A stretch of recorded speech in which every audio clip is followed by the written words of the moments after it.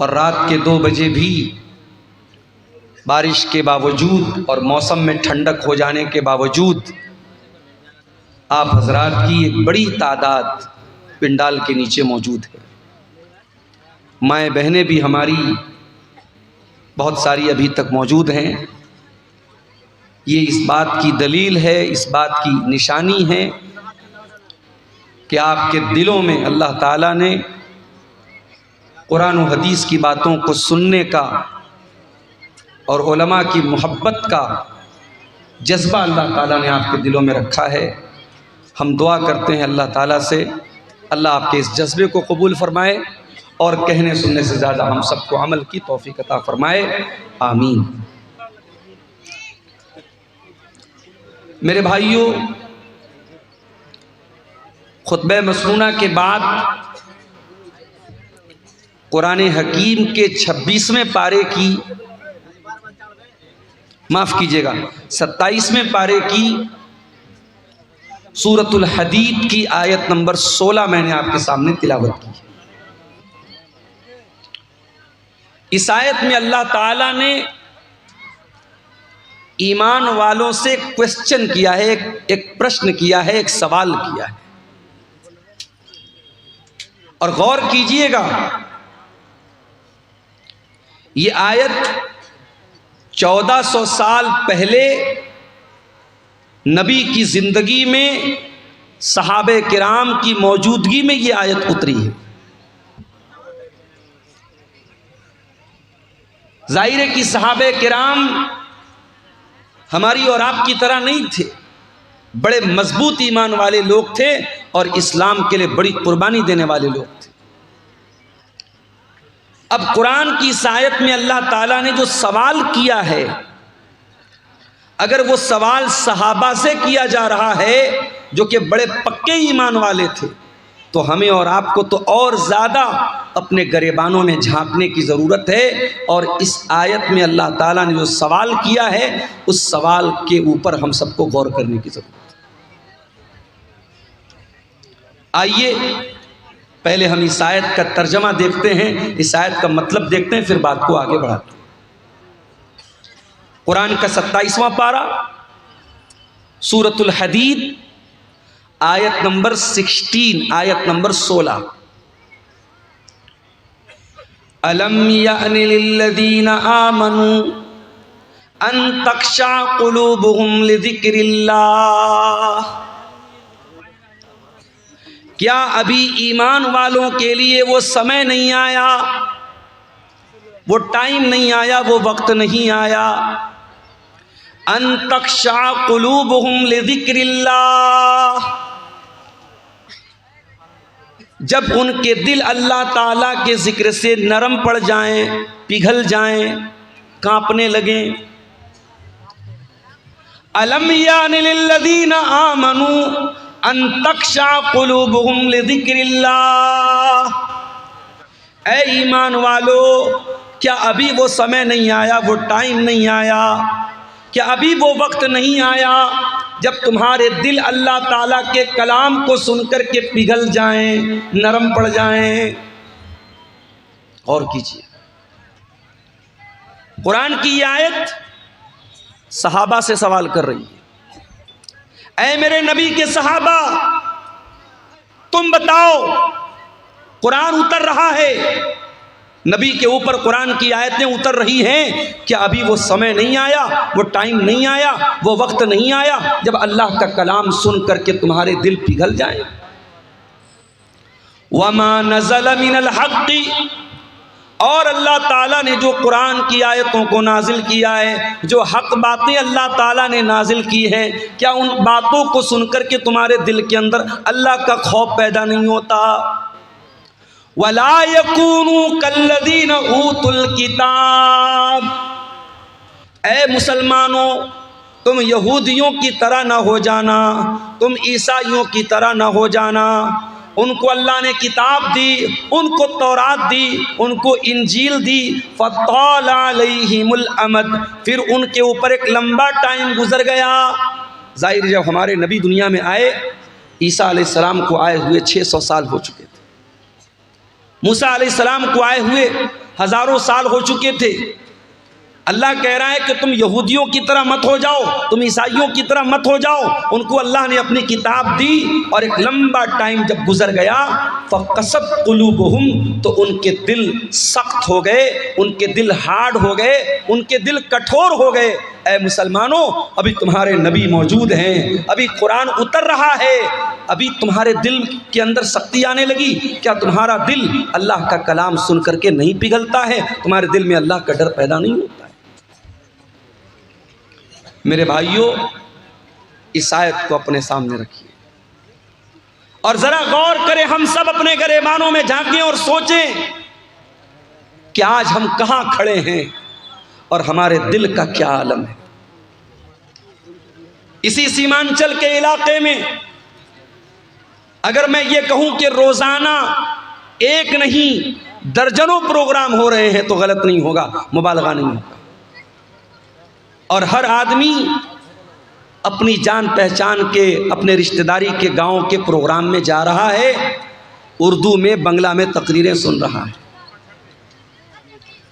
और जाहिर है जलसे वाले, उनकी कोशिश ये होती है कि हम दौर के ज़माने के अच्छे मुकर्रिर को, अच्छे वक्ता को लाएं, अच्छे मुकर्रिर को लाएं, उसकी तकरीरें सुने और आपके दिल पर असर हो। लेकिन हम सब मेरे भाइयों अपने दिल पर गौर करें, क्या हमारे दिल के ऊपर कोई असर हो रहा है? अब तो हालात ये हो चुके हैं कि तकरीर और जलसा भी इंटरटेनमेंट और मनोरंजन का एक जरिया बन गया। जाना है जलसे में, थोड़ा सैर व तफरी करना है, थोड़ा घूमना फिरना है, थोड़ा मनोरंजन करना है, मुकर्रिर साहब की तकरीर थोड़ी बहुत सुन लेना है, फिर चले जाना है। और जाहिर है कि ये जो मुकर्रिर हैं, ये जो वक्ता हैं, ये क्या पढ़ रहे हैं? ये कुरान ही तो पढ़ रहे हैं। और ये कुरान वो किताब है जिस किताब के बारे में अल्लाह कुरान के 28वें पारे में कहता है, लौ अंज़लना हाज़ल कुरान अला जबलिन लरअयतहु खाशियम मुतसद्दिअम मिन खशियतिल्लाह। मेरे बंदो, इस कुरान को हमने किसी पहाड़ के ऊपर भी उतारा होता तो पहाड़ भी अल्लाह के खौफ से रेजा रेजा हो जाता, पहाड़ भी अल्लाह के खौफ से चूर चूर हो जाता, चकना चूर हो जाता।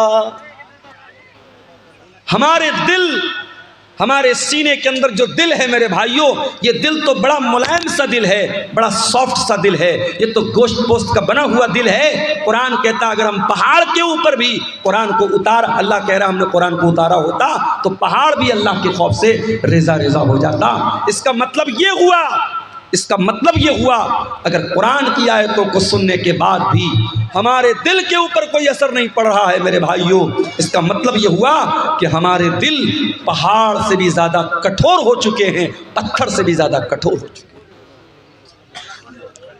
मेरे भाइयों, आज अल्हम्दुलिल्लाह शेरशाबादी बिरादरी में हम बड़े फ़ख्र के साथ कहते हैं कि साहब हम लोग अहले हदीस हैं। अभी अररिया के किसी सियासी लीडर ने इस बिरादरी के बारे में कुछ नाज़ेबा बातें कही तो मैंने कल जमात के बड़े उलमा के बयानात देखे कि नहीं साहब ये गलत बात है, हमारी बिरादरी के ऊपर बहुत बड़ा इल्ज़ाम लगाया जा रहा है। हम बड़े फ़ख्र के साथ अपने आप को अहले हदीस कहते हैं, लेकिन कभी हमने गौर किया कि अहले हदीस का मतलब क्या होता है? क्या सीने पर हाथ बांध लेना, आमीन जोर से बोल लेना, नमाज में रफुल यदैन कर लेना, 8 रकात तरावी पढ़ लेना, क्या यही पहचान है अहले हदीस की? नहीं मेरे भाई, हमने अहले हदीस का मतलब नहीं समझा।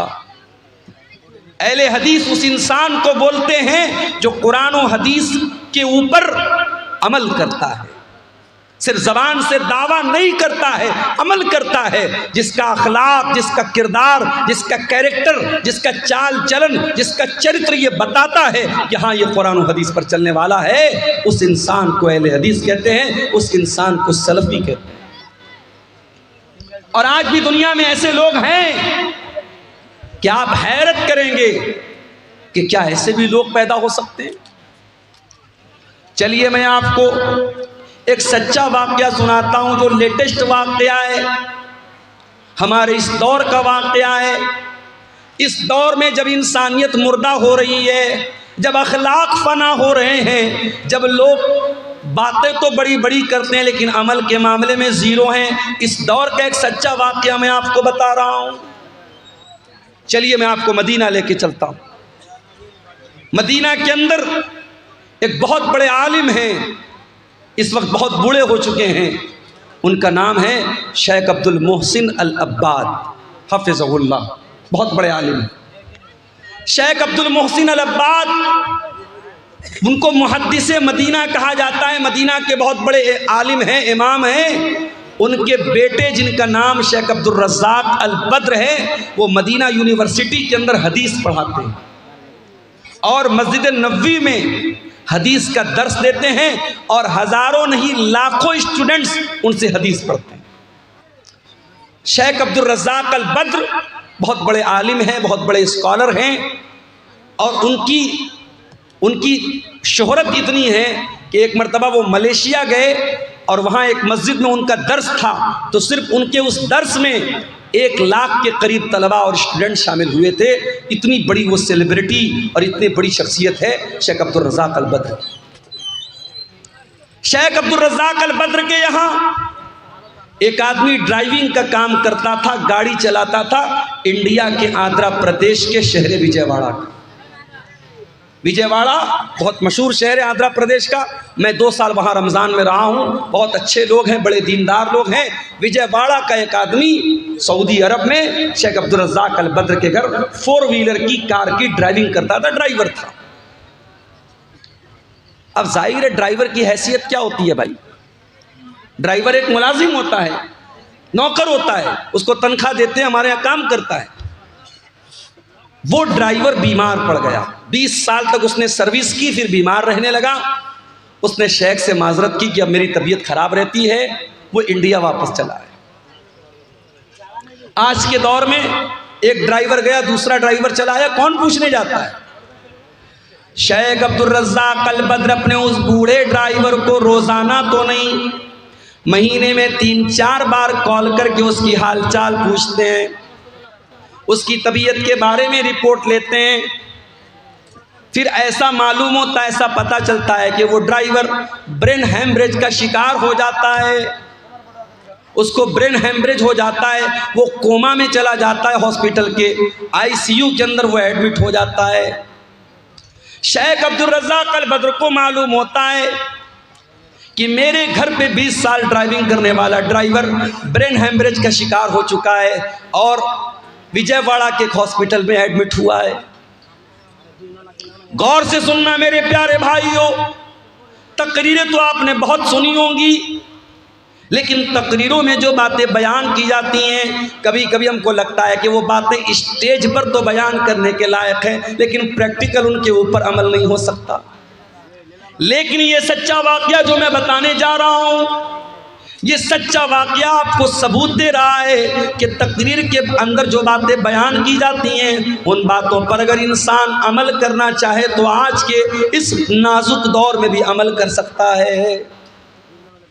20 साल तक ड्राइविंग करने वाला वो ड्राइवर ब्रेन हैमरेज का शिकार है, हॉस्पिटल में एडमिट है।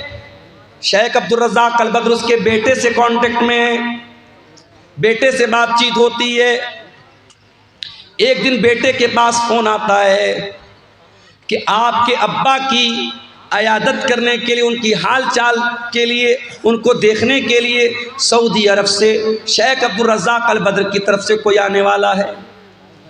बेटा सोचता है इतनी बड़ी हस्ती हैं, पैसे वाले भी हैं और बहुत बड़े आलिम भी हैं, हो सकता है अपने किसी नौकर चाकर को भेज दे मेरे अब्बा की हाल चाल लेने के लिए।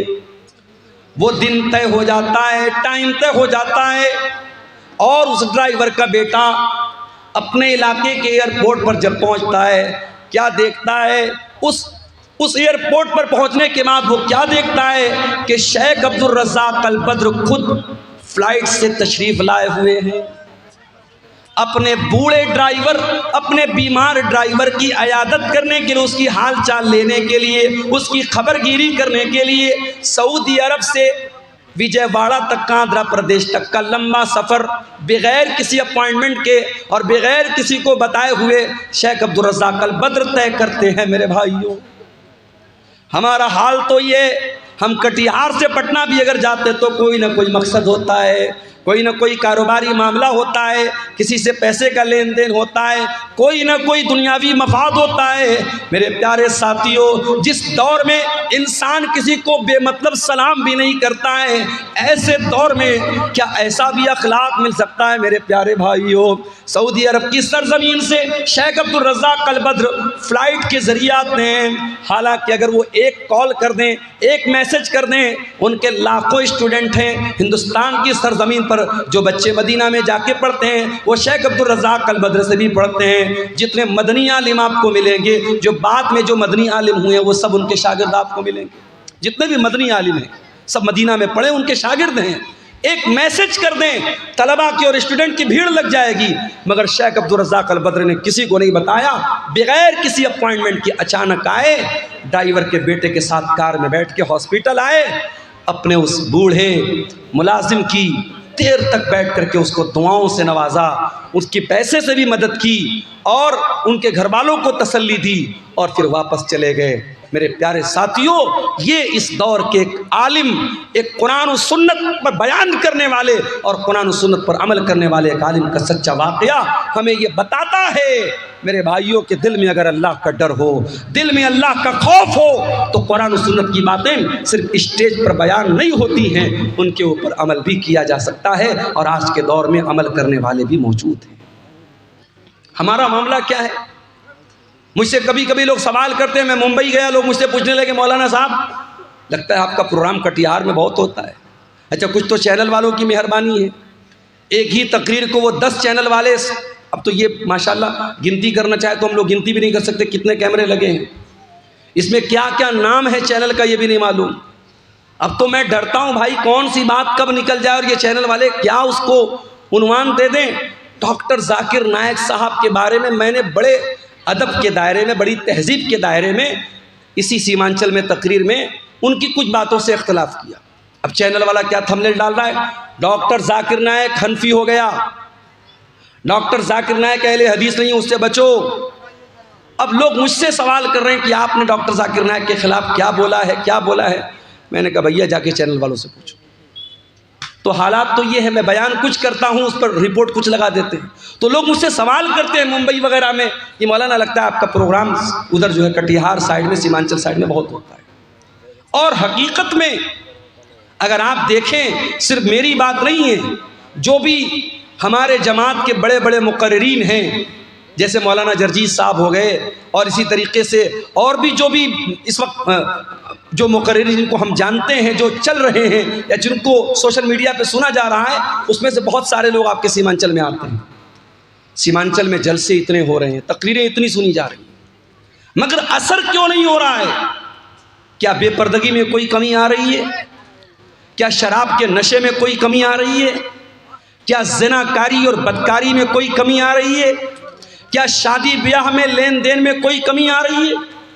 इसी बिहार की सरजमीन पर चंपारण के एक हमारे दोस्त हैं, साथी हैं, हमारे साथ पढ़ाने वाले टीचर हैं, उनकी बेटी के रिश्ते की बात आई। लड़का मामूली सा कोई काम करता है, मेहनत मजदूरी का काम करता है, 5 लाख रुपए की डिमांड की उसने। वो टीचर हमारे साथ पढ़ाते, कहने लगे मौलाना ये हालात हैं हमारी जमात के लोगों के। अहले हदीस लड़का है, घर वाले बड़े पक्के अहले हदीस हैं, 5 लाख रुपए की डिमांड हुई है कि लड़की की शादी करना है तो 5 लाख रुपया लेके आओ। मेरे भाइयों, दावा करना बंद कर दो अहले हदीसियत का। तुम्हारे शादी ब्याह में अगर तुम कुरान और सुन्नत को फॉलो नहीं करते हो, लेन देन में अगर कुरान और हदीस को फॉलो नहीं करते हो, चाल चलन में कुरान और हदीस पर नहीं चलते हो, तो सिर्फ सीने पर हाथ बांध कर और रफुल यदैन करके अपने आप को अहले हदीस कहना बंद कर दो, बंद कर दो अहले हदीसों को बदनाम करना। हमारे दिल कठोर हो चुके हैं मेरे भाई, इतनी तकरीरें सुन रहे हैं मगर कोई असर नहीं पड़ रहा है। क्यों? कुरान का वो सवाल हमसे और आपसे भी हो रहा है। अलम यान लिल्लज़ीना आमनू, ऐ ईमान वालों, वो समय कब आएगा, वो टाइम कब आएगा, वो वक्त कब आएगा, अंतक्षा कुलूबुहुम लिज़िक्रिल्लाह, कि अल्लाह का कलाम सुन करके सिर्फ तुम्हारे कानों को अच्छा नहीं लगेगा, बल्कि तुम्हारे दिल के ऊपर भी उसका इफेक्ट पड़ेगा, उसका प्रभाव पड़ेगा। हमारा हाल तो ये हो गया है, एक कान से सुनना है, दूसरे कान से उड़ा, कान तक ताल्लुक है, बस दिल से कोई कनेक्शन नहीं है। हमारे नौजवानों को देख लो, हमारी बहनों को देख लो, नौजवान लड़कियों को देख लो, सारी मेहनत किस पर हो रही है, शरीर पर हो रही है, चेहरे पर हो रही है। लड़कों को देखो, जिम जा रहे हैं, चिकन खा रहे हैं, मटन खा रहे हैं, क्यों साहब बॉडी बन जाए। लड़कियों को देखो, आधा आधा घंटा आईने के सामने खड़ी हैं, क्या कर रही है, मेकअप कर रही हैं। ब्यूटी पार्लर में दुल्हन जाती है, जाने के टाइम जो है वो उसका कलर कुछ और होता है, आने के टाइम कलर कुछ और होता है, डिज़ाइन पूरा बदल जाता है। आप देख ले, मेकअप पर इतनी मेहनत हो रही है, लेकिन इस पर कोई मेहनत नहीं हो रही है। अल्लाह ताला के यहाँ जिस चीज़ की वैल्यू है मेरे भाइयों, फेस की वैल्यू नहीं है। अल्लाह के यहाँ हमारी बॉडी की वैल्यू नहीं है, अल्लाह ताला के यहाँ हमारे दिल की वैल्यू है। इब्राहीम अलैहिस्सलाम दुआ करते हैं, वला तुखज़िनी यौम युबअतून, ऐ अल्लाह तो मुझे क़यामत के दिन ज़लील मत करना, ऐ अल्लाह तो मुझे क़यामत के दिन रुसवा मत करना। यौम ला यनफ़उ मालुन वला बनून, जिस दिन न माल काम आएगा न औलाद काम आएगी, इल्ला मन अतल्लाह बिक़ल्बिन सलीम।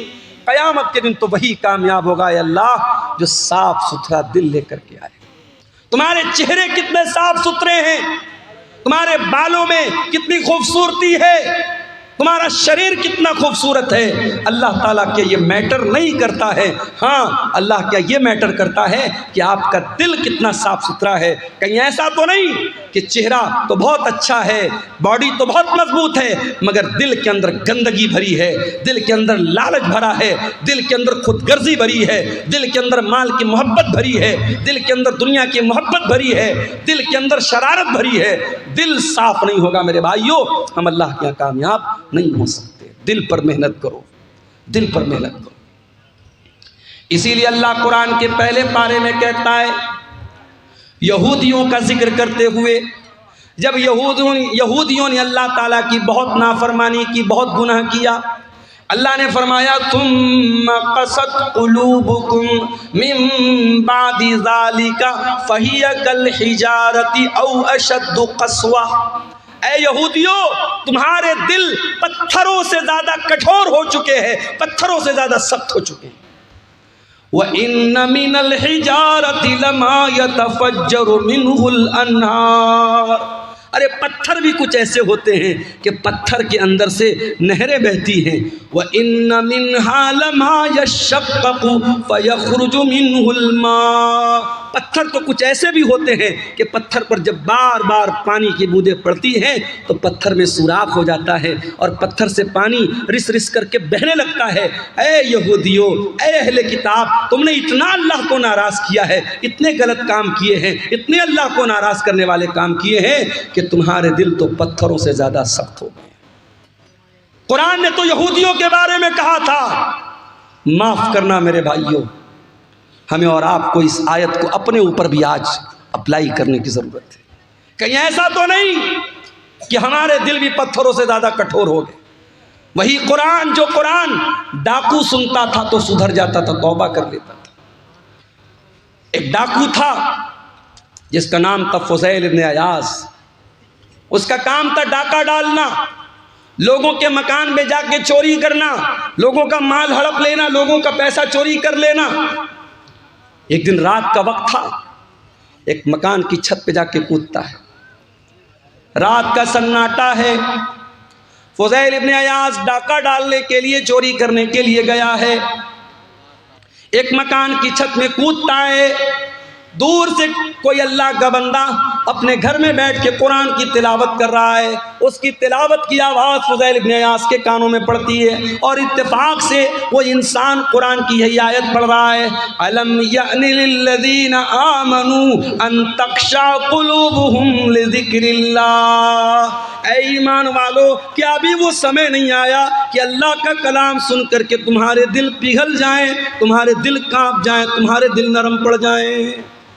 जब ये आयत हज़रत फ़ुज़ैल इब्न अयास के कान में पड़ी, कहा अल्लाह, मैं तेरा इतना गुनहगार बंदा, कोई रात में बैठ के कुरान की तिलावत कर रहा है, कोई कुरान पढ़ रहा है, और मैं बैठ के लोगों का माल चोरी कर रहा हूँ, मैं डाका डाल रहा हूँ।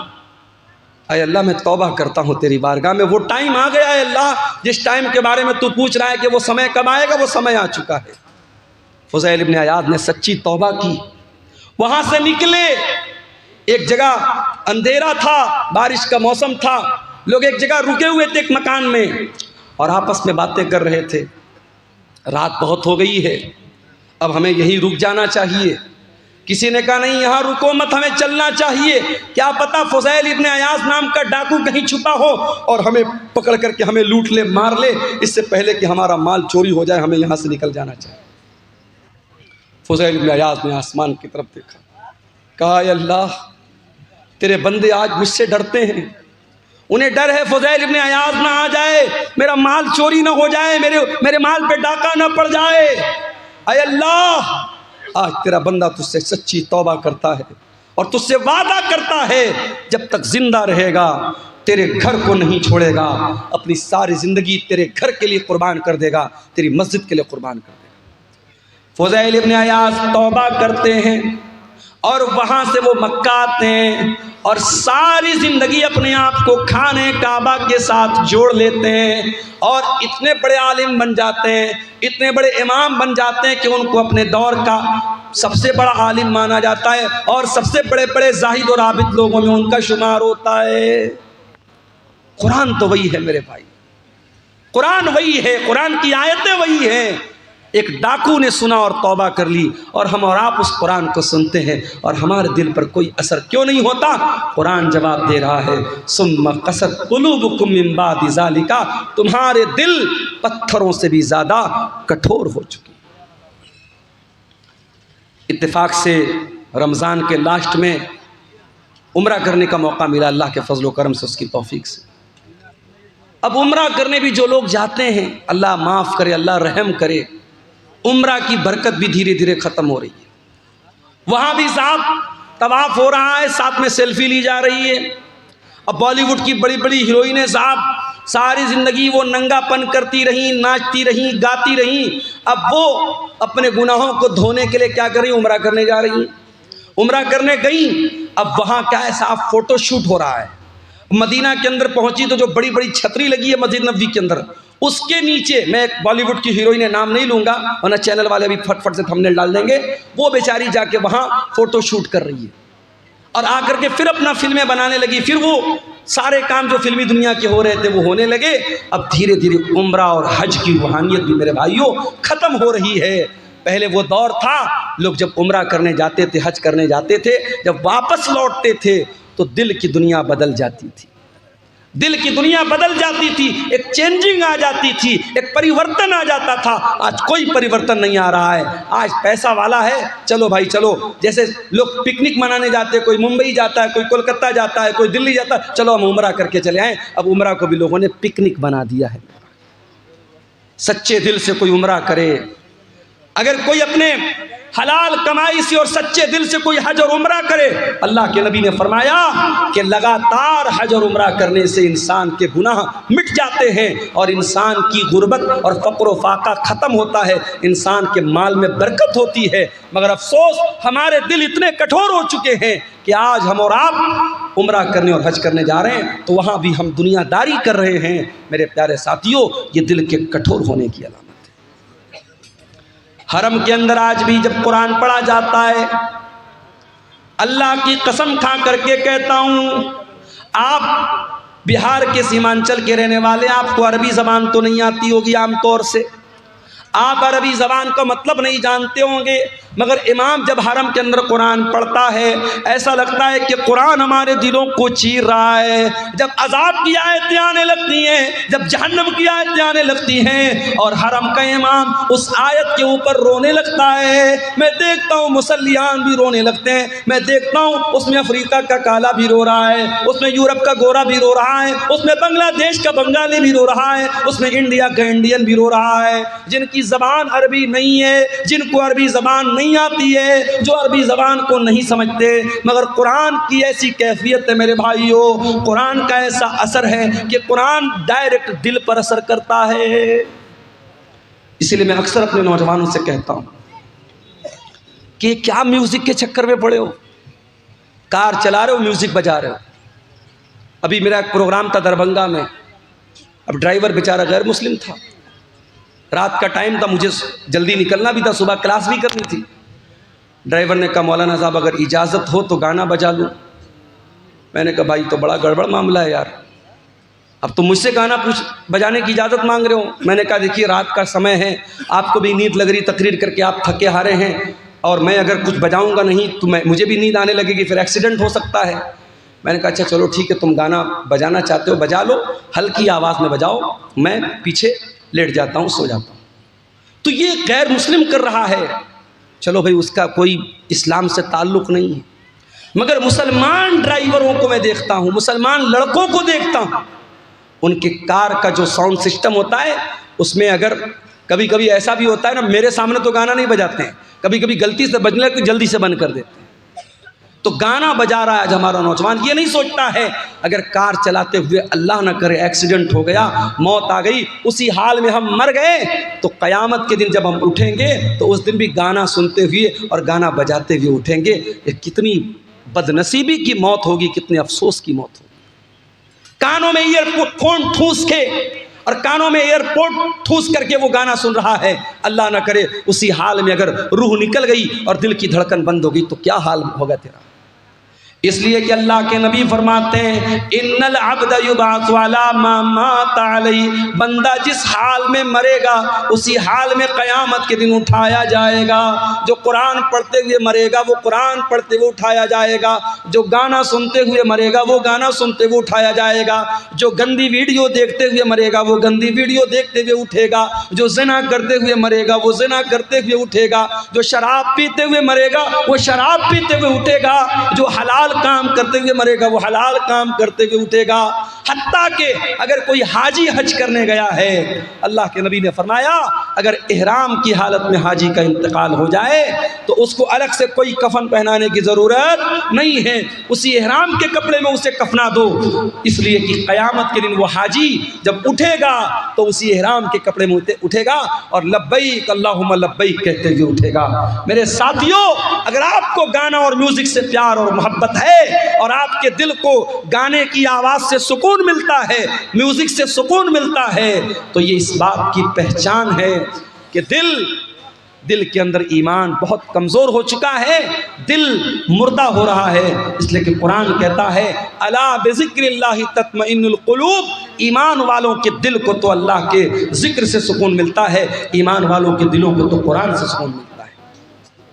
हमारे प्यारे नबी सल्लल्लाहु ताला अलैहि वसल्लम कुरान पढ़ा भी करते थे और कुरान सुना भी करते थे। एक मर्तबा आपने हज़रत अब्दुल्ला बिन मसूद से कहा अय अब्दुल्ला तुम मुझे कुरान पढ़ के सुनाओ। अब्दुल्ला बिन मसूद बहुत अच्छा कुरान पढ़ते थे, बहुत खूबसूरत आवाज़ थी उनकी। अब्दुल्ला बिन मसूद ने कहा कि अल्लाह के रसूल मैं आपको कुरान पढ़ के सुनाऊं? ये कुरान तो आप ही के ऊपर उतरा है, मैं आपको कैसे पढ़ के सुनाऊं? आपने फरमाया अय अब्दुल्ला इन्नी उहिब्बु अन अस्मअहु मिन गैरी, आज मैं दूसरे के मुँह से कुरान सुनना चाहता हूँ, आज तुम मुझको कुरान पढ़ के सुनाओ। हज़रत अब्दुल्ला कुरान पढ़ने लगे, अल्लाह के नबी सुन रहे हैं, हज़रत अब्दुल्ला कुरान पढ़ रहे हैं। अल्लाह अकबर, अल्लाह के नबी बैठ करके कुरान सुन रहे हैं। मेरे नौजवानों, ज़रा दिल पे हाथ रख के बताओ आखिरी बार तुमने अपने मोबाइल में कुरान कब सुना था? चलो आओ इसी बात पर चेक किया जाए, तुम्हारे यूट्यूब की हिस्ट्री चेक की जाए, तुम्हारे ब्राउज़र की हिस्ट्री चेक की जाए, तुमने लास्ट टाइम कुरान को कब प्ले किया था, तुम्हारे मोबाइल में कुरान कब तुमने सुना था, कुरान को कब चलाया था, चेक किया जाए। तो शर्मिंदगी उठानी पड़ जाएगी, शर्मिंदा होना पड़ जाएगा। मोबाइल आप लॉक करके वापस रख दे, नहीं मौलवी साहब रहने दीजिए। ये हालात है हमारे। हमारा नौजवान आज कुरान को न पढ़ता है न सुनता है। तुम्हारे नबी का हाल ये है, नबी कुरान सुन रहे हैं, हज़रत अब्दुल्ला कुरान पढ़ रहे हैं। अब्दुल्ला बिन मसूद कहते हैं मैं कुरान पढ़ने लगा, अल्लाह के प्यारे नबी गौर से कुरान को सुनने लगे। मैं सूरह निसा की तिलावत कर रहा था। मैं पढ़ते पढ़ते जब सूरह निसा की आयत नंबर 31 के ऊपर पहुंचा, फ़कैफ़ इज़ा जीना मिन कुल्लि उम्मतिन बिशहीद व जीना बिका अला हाउलाई शहीदा। ऐ नबी, उस वक्त आपका क्या हाल होगा जब हम हर उम्मत के ऊपर से गवाह लाएंगे, और ऐ नबी हम आपकी उम्मत पर आपको गवाह बनाएंगे। जब इस आयत पर मैं पहुंचा, अल्लाह के नबी ने कहा हस्बुकलान, ऐ अब्दुल्ला अब रुक जाओ, अब बस कर दो, अब रुक जाओ, स्टॉप कर दो। हज़रत अब्दुल्ला बिन मसूद कहते हैं मैंने नज़रों को उठा करके देखा कि अल्लाह के नबी मुझको क्यों रोक रहे हैं, क्यों मना कर रहे हैं। फ़ैज़ा ऐनाहु तज़रीफ़ान, मैंने क्या देखा कि अल्लाह के नबी की आंखों से आंसू बह रहे हैं, अल्लाह के नबी रो रहे हैं, अल्लाह के नबी की आंखों से आंसू बह रहे हैं। वो जिम्मेदारी का जो एहसास आपको हुआ, जो जिम्मेदारी क़यामत के दिन आपके कंधों पर डाली जाएगी, उस जिम्मेदारी को याद करके अल्लाह के नबी रो रहे हैं। नबी तो रोए अपनी जिम्मेदारी को याद करके, और हम और आप बस इसी पर फ़ख्र करें कि साहब हम तो अहले हदीस हैं, जन्नत हमारे बाप की है, जन्नत का सर्टिफिकेट हम लेके बैठे हैं। हम और आप कभी हमें कुरान पढ़ करके और सुन करके हमें रोने की नौबत हमें नहीं आती। मेरे भाइयों, ये आंखें खुश्क हैं मौला, इन्हें रोना नहीं आता। ये आंखें खुश्क हैं मौला, इन्हें रोना नहीं आता। कभी गौर करो मेरे भाइयों, आखिरी बार आपकी आंखों से आंसू अल्लाह के खौफ से कब निकले थे? किसी के मरने पे निकले होंगे, कोई तकलीफ हुई होगी निकले होंगे, कोई दर्द हुआ होगा निकले होंगे, मगर इन आंसुओं से अल्लाह के खौफ से आंसू कब निकला था? जरा सोचना मेरे भाइयों, जरा हम सब अपने गिरेबान में झांकिए और सोचें अल्लाह के खौफ से आंसू कब निकला था। अल्लाह के नबी फरमाते हैं लैसा शैउन अहब्बु इलल्लाहि मिन क़त्रतैन, अल्लाह ताला को दो कतरे बहुत पसंद हैं, दो कतरे अल्लाह ताला को बहुत पसंद हैं। कतरतु दुमूइ मिन खशियतिल्लाह, एक आंसू का कतरा जो इंसान की आंखों से अल्लाह के खौफ से निकलता है, अल्लाह के डर से निकलता है, वो आंसू के कतरे अल्लाह ताला को बहुत पसंद हैं। व कतरतु दमिन तुहराक़ु फी सबीलिल्लाह, और दूसरा वो खून का कतरा जो अल्लाह की राह में बहाया जाता है, अल्लाह की राह में शहीद होने वाला, अल्लाह की राह में जिहाद करने वाला, अल्लाह की राह में लड़ने वाला, उसके खून के कतरे अल्लाह ताला को बहुत पसंद हैं। वो आंसू जो अल्लाह के खौफ से निकलते हैं मेरे भाई, वो आंसू अल्लाह को बहुत पसंद है।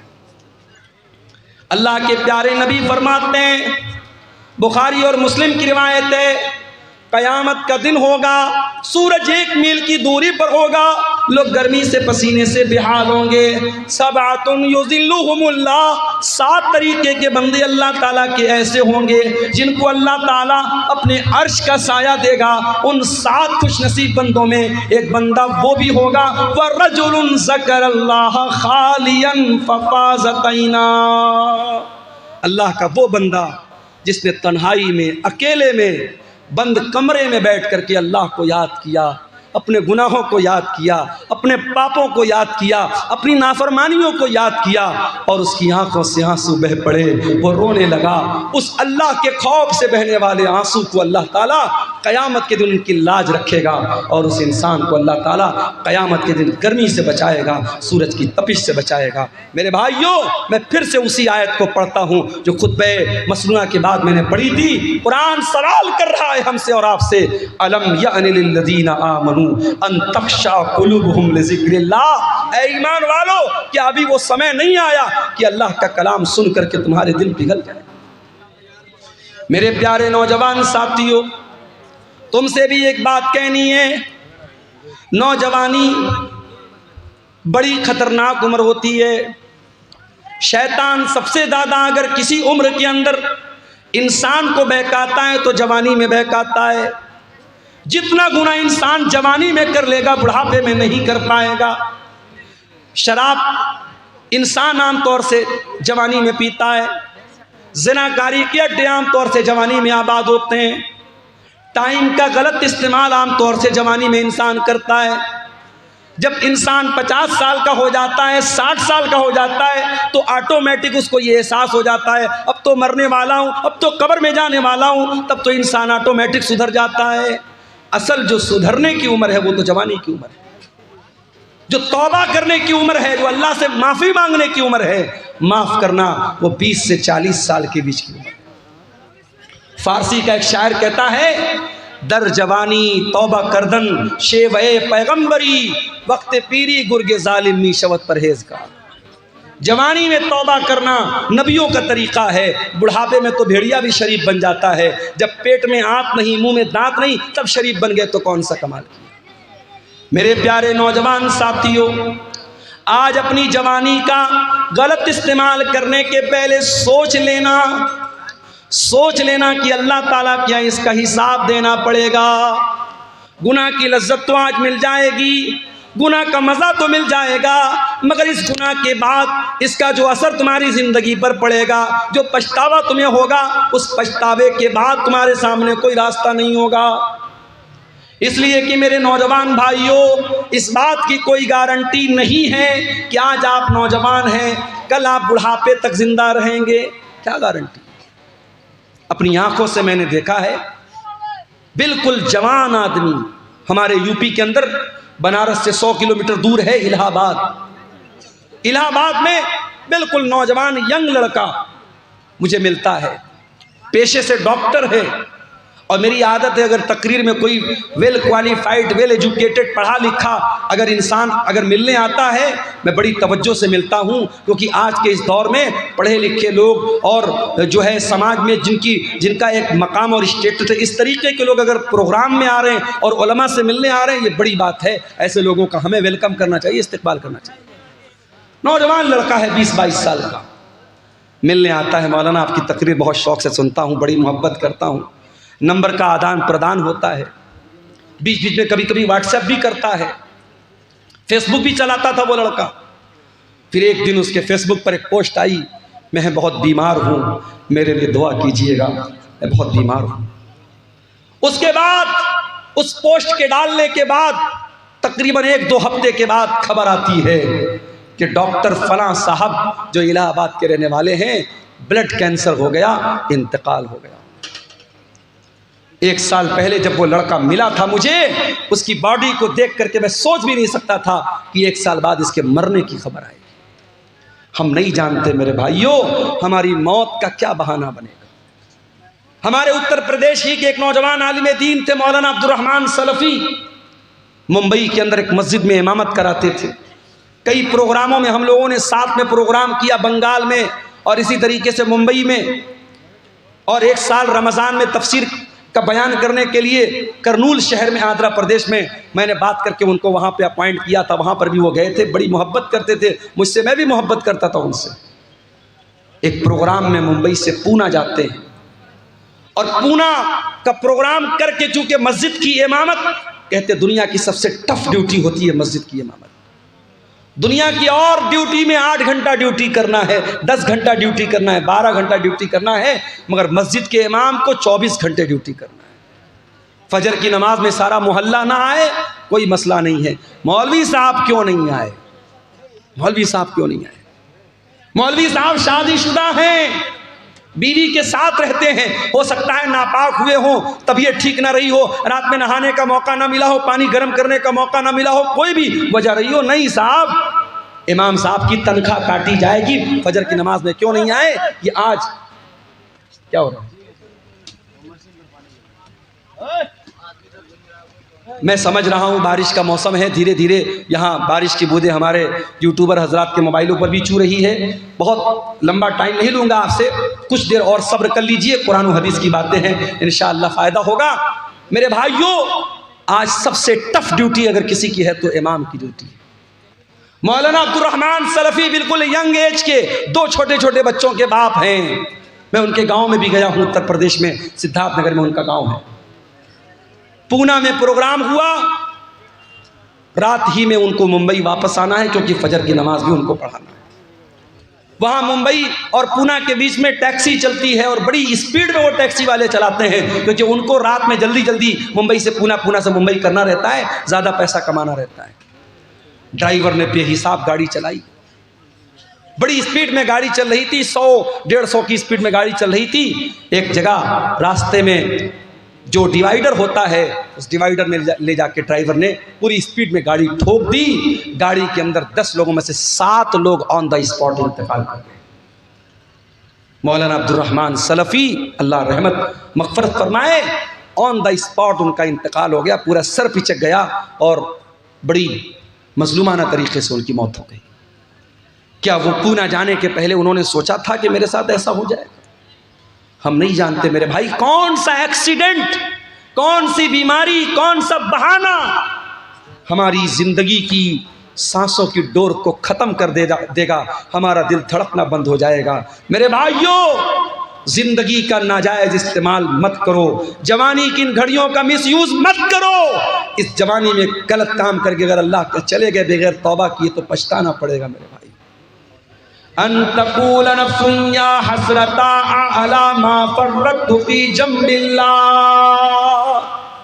ऐ मेरे बंधु, अल्लाह से तौबा कर लो, माफ़ी मांग लो, सुधर जाओ, इसके पहले कि क़यामत के दिन तुमको कहना पड़े कि हाय हमारी बर्बादी, काश मैंने ये लापरवाही न की होती। व इन कुन्तु लमिनस साखिरीन, काश मैंने अल्लाह के दीन का मजाक न उड़ाया होता, काश मैं भी दीन पर चलता, मैं अल्लाह के रास्ते पर चलता।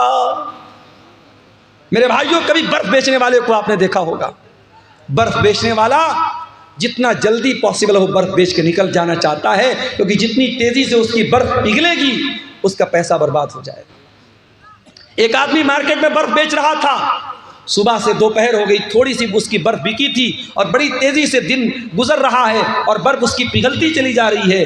एक आदमी ने देखा कि वो बर्फ़ बेचने वाला, जब दोपहर हो गई और बर्फ़ नहीं बिक रही है तो वो चिल्लाने लगा और कहने लगा कि ऐ लोगों, इसके पहले कि मेरा कैपिटल ख़त्म हो जाए, मेरी पूंजी ख़त्म हो जाए, मेरा सरमाया ख़त्म हो जाए, मेरी बर्फ़ को ख़रीद लो, मेरा बर्फ़ ख़रीद लो, इससे पहले कि मैं लुट जाऊँ, मैं बर्बाद हो जाऊँ। वो आदमी कहता है, उस बर्फ़ बेचने वाले को जब मैंने देखा तब मुझे कुरान की इस आयत का मतलब समझ में आया, वल अस्र इन्नल इंसान लफी खुस्र, कसम है ज़माने की, बेशक इंसान बहुत बड़े घाटे में है।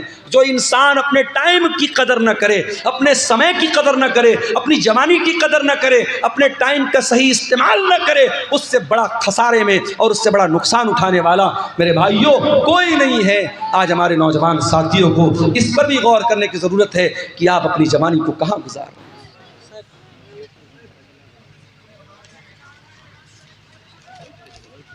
कुरान का वो सवाल हमसे और आपसे हो रहा है मेरे भाई, अलम यानि लिल्लज़ीना आमनू अन तख्शा कुलूबुहुम लिज़िक्रिल्लाह, क्या ईमान वालों के लिए अभी वो समय नहीं आया कि अल्लाह का कलाम सुन करके उनके दिल पिघल जाएं, नरम पड़ जाएं। आज हमारे दिल इतने कठोर हो चुके हैं, मुर्दे को दफनाने के लिए कब्रिस्तान में ले करके जाते हैं, अपने हाथों से कफनाते हैं, दफनाते हैं, मिट्टी देते हैं, फिर भी हम कोई एहसास नहीं होता कि एक दिन हमारे साथ यही होने वाला है। मेरे प्यारे भाइयों, आज एक बंद कमरे में लाइट को बंद कर दिया जाए, पंखा बंद कर दिया जाए, कमरा बंद कर दिया जाए, चारों तरफ से पैक कर दिया जाए और उस कमरे में हमको रखा जाए, हमारा दम घुटने लगेगा, हम बेचैन हो जाएंगे। ओ लोगों, ज़रा तसव्वुर करो, ज़रा गौर करो, कब्र के अंदर जब आप जाएंगे मेरे भाइयों, हम और आप जाएंगे, उस कब्र के अंदर हमें रखा जाएगा और मिट्टी डाल करके लोग चले जाएंगे। न वहाँ कोई लाइट होगी, न वहाँ कोई एसी होगा, न वहाँ कोई कूलर होगा, न वहाँ कोई पंखा होगा। वहाँ अगर एसी और कूलर और रोशनी मिलेगी, हमारे ईमान की बदौलत मिलेगी, हमारी नेकियों की बदौलत मिलेगी। मेरे भाइयों, दुनिया में एसी बहुत लगवाया आपने, दुनिया में पंखा बहुत लगवाया आपने, दुनिया में लाइटिंग बहुत लगवाई आपने, कब्र में वो लाइटिंग कैसे मिलेगी? ज़रा इस पर भी गौर करो मेरे प्यारे साथियों। आज दिल की कठोरता का ये हाल है, दिल की सख्ती का ये हाल है कि कब्रिस्तान में मुर्दे को दफनाने के टाइम भी हमारी आंखों से ना आंसू बहता है, न हमारे दिल पर कोई असर पड़ता है। अल्लाह के प्यारे नबी एक अंसारी सहाबी के जनाजे में जाते हैं, जनाजे को कब्र में उतारा जा रहा है, लाश को कब्र में उतारा जा रहा है, और अल्लाह के प्यारे नबी कब्र की एक साइड में बैठे हुए हैं और आपके आसपास सहाबा भी बैठे हुए हैं। अचानक अल्लाह के नबी ने कब्र की तरफ देखा और कब्र में होने वाला जो अजाब है, कब्र में होने वाले जो हालात हैं, उनके बारे में सोच करके अल्लाह के नबी रोने लगे। इतना रोए, हदीस के अल्फाज हत्ता बल्ल सरा, आपके आंसुओं से वो उस जगह की ज़मीन भीग गई, वहाँ की मिट्टी भीग गई, और आपने उस कब्र की तरफ इशारा करके फरमाया लिमिस लिहाजा फ़अइदू या इख्वानी, ऐ मेरे सहाबा इस कब्र की तैयारी करो, यहाँ तुमको जाना है, इस कब्र में तुमको जाना है, यहाँ तुमको हिसाब देना है, तैयारी करना है तो इस कब्र की तैयारी करो। मेरे प्यारे साथियों, आज हालात ये हैं, मैं आपके कटिहार का हाल नहीं जानता, मैं आपके पूर्णिया अररिया का हाल नहीं जानता, मगर बनारस के कब्रस्तानों में मैंने देखा कि बहुत सारे नौजवान कब्रस्तान पे बैठकर जुआ खेलते हैं, बहुत सारे नौजवान कब्रस्तान पे बैठ के शराब पीते हैं, बहुत सारे नौजवान मोबाइल पर गंदी वीडियो देखते हैं। यानी जहां हमारे मुर्दे दफन हैं, जहां अपने अपने अमल के हिसाब से कब्र में उनके साथ मामला हो रहा है, उस कब्रस्तान में बैठ करके भी आज इंसान अल्लाह को याद नहीं करता है, मौत को याद नहीं करता है। अलम यानि लिल्लज़ीना आमनू अन तख्शा कुलूबुहुम लिज़िक्रिल्लाह, ऐ ईमान वालो, क्या अभी वो समय नहीं आया कि अल्लाह का कलाम सुन करके तुम्हारे दिल पिघल जाए। उस्मान गनी को देखो मेरे प्यारे साथियों, क्या हुआ, थोड़ा धीरे धीरे बात करें। उस्मान गनी कौन है? नबी के दामाद हैं, नबी के दोहरे दामाद हैं, नबी की 2 बेटियां इनके निकाह में आई हैं। उस्मान गनी वो उस्मान है, हर मौके पर अल्लाह के दीन के लिए, मस्जिद के लिए, नबी के मदरसे के लिए, नबी के सहाबा को पानी पिलाने के लिए, इस्लाम की राह में लुटाने के लिए उस्मान गनी अपनी दौलत का मुंह खोल देते हैं। उस्मान गनी ने कभी अपने कदम को पीछे नहीं रखा। वो उस्मान गनी जिनका नाम लेकर के नबी ने कहा था मा ज़र्रा उस्मान मा अमिल बादल यौम क़त्तो, उस्मान ने इतना अल्लाह की राह में दे दिया है, उस्मान का कोई गुनाह भी उसका कुछ बिगाड़ नहीं सकता है।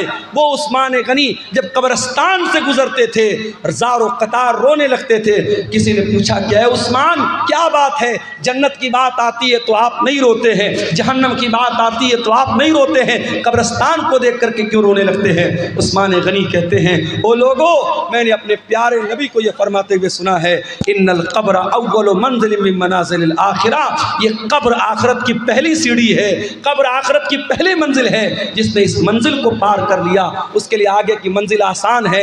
ऐ लोगों, जब मैं कब्र को देखता हूँ मुझे अपनी आखिरत याद आ जाती है और मैं अपने आंसुओं पर कंट्रोल नहीं कर पाता। आज हमें और आपको क्या कब्रस्तान पे जाके मौत याद आती है? नहीं याद आती।